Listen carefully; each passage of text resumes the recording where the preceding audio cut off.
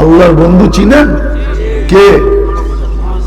মুহাম্মাদুর, বলেন না মুহাম্মাদুর, আরো জোরে মুহাম্মাদুর। মুহাম্মাদুর রাসূলুল্লাহ বললে 120 নেকি পাওয়া যায়। 100 কত? যতবার বলবেন মুহাম্মাদুর রাসূলুল্লাহ অতবার 120 নেকি করে লেখা হইতে থাকবে। 12টা অক্ষর কুরআনে লেখা আছে মুহাম্মাদুর রাসূলুল্লাহ ওয়াল্লাযীনা মাআহু আশিদ্দাউ আলাল কুফফার রুহামাউ বাইনাহুম তারাহুম রুকআন সুজদান ইয়াবতাগুনা ফাদলাম মিনাল্লাহি ওয়া রিদওয়ানা। যতবার মুহাম্মাদুর রাসূলুল্লাহ বলবেন 120টা করে নেকি। এই উম্মত তো এক নেকি দিয়েও জান্নাতে যাবে, আর 120টা থাকলে তো কোনো কথাই নেই। আল্লাহ বলে বন্ধুর কারণে আমি কিচ্ছু করি না, 5 বার ডাকি তারপর আসে না। কয়জন আসে? যদি আসতো ফজরের আজান হইতে দেরি, মসজিদ পড়তে দেরি হইতো না।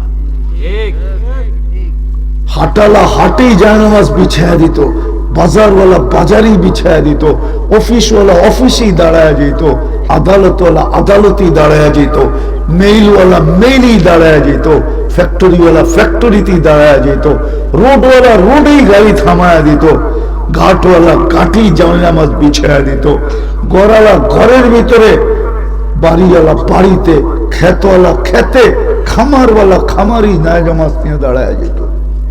বলতে আল্লাহ ডাকছে। আল্লাহ বলে কয়জন আসে? কি বুঝাইতে কি পারলাম? কয়জন আসে বলেন? নিজেকে নিজে প্রশ্ন করেন, আমি কয়বার যাই? হায় হায়, চলে তো যাইতে হবে, প্রস্তুতি নিয়ে যেতে হবে, নাইলে কোনো পরিচয় চলবে না, কোনো পরিচয় চলবে না। ওই দিনের অনুনয় বিনয় চিৎকার শীতকার কিচ্ছু চলবে না। ওই দিনের মাপ চাওয়া চলবে না, আজকেরটা চলবে। আজকে যদি হাত উঠায়া মনের থেকে বলতে পারে, সামান্য মাসির মাথা সমান পানি যদি চোখের কোনায় কোন দিক দিয়ে উদিত করতে পারে, তাহলে ওলামা আমার সাথে একমত হবে ওই চক্ষু জাহান্নামে যাওয়া এরকম হারাম, যেরকম স্তনের থেকে দুধ বাহির করার পরে আবার স্তনে ঢুকানো যেরকম অসাধ্যকর, এই চক্ষু জাহান্নামে যাওয়া এরকম হারাম। আজকের চিৎকারের দাম আছে। আজকে যদি যুবক চিৎকার দিয়া বলে আমি বুঝি শেষ, বলতে দেরি, আল্লাহ বলতে দেরি করবে না। মানাহতু ইলাইকা রিদওয়ানি, আমি তোকে রেজার চাদর দিয়া ডাইকা দিলাম। আল্লাহতু ইলাইকা গুফরানি, মাগফিরাতের ভিতরে ডুবায়া দিলাম। সান্ত্বনার সুরে বলবে লা তাহজান, চিন্তা করিস না, গফারতু লাকা যুনুবা ওয়াল আওজার ওয়া লিআজলিকা সাম্মাইতু নাফসি আল আজিজুল গফফার, তোর গুনাহ খাতা মাফ করে দিলাম, তোর জন্যই তো আমি আজিজুল গফফার। আজকের চিৎকারের দাম আছে। বিদায় বুঝাইতে পারলাম কি পারলাম না জানি না। কি দিছেন আর কি দিছি, কি দিতেছেন আর কি দিতেছি, কি করতেছি আল্লাহর জন্য। ডেলি 5 বার ডাকে কতটুক সাড়া দেই?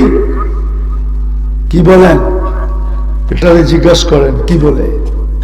বলো যুবক, জিজ্ঞাসা করো মনকে কি বলে। দেই সাড়া? সবাই তো বলতেছে না। দেই সাড়া? হ্যাঁ, কি করা উচিত এখন? কি করা উচিত? সর্বপ্রথম উচিত হলো আল্লাহর কাছে তওবা করা। চলেন আজকে তওবা করি। এখন আল্লাহ প্রথম আকাশে, আজকে শুক্রবারের রাত্র প্রথম আকাশে চলে আসছে অনেক আগে। বললে বলা যায় আমাদের দুনিয়ার ছাদে চলে আসছে। আমাদের দুনিয়ার ছাদ হলো প্রথম আকাশটা, ওইখানে চলে আসছে। আরশ থেকে 6 আকাশ অতিক্রম করা প্রথম আকাশে চলে আসছে আর ডাকতেছে হাল মিন মুস্তাগফির ফাগফির আল্লাহ। শুধু নবীজির দিকে তাকায় কোন উম্মতকে আল্লাহ ডাকেন নাই। উলামা বলতে পারবে না, প্রমাণ দিতে পারবে না,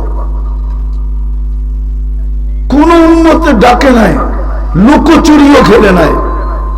এটা উলামা একমত হবে, একমত হবে, একমত হবে উলামা।